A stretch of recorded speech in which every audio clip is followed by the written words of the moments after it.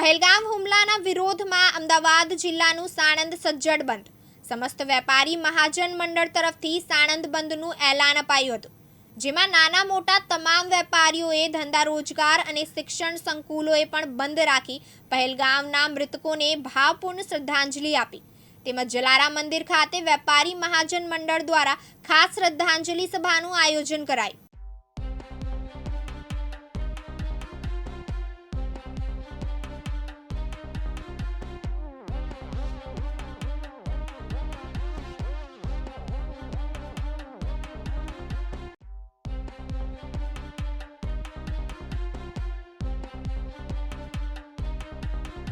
Jay Hind.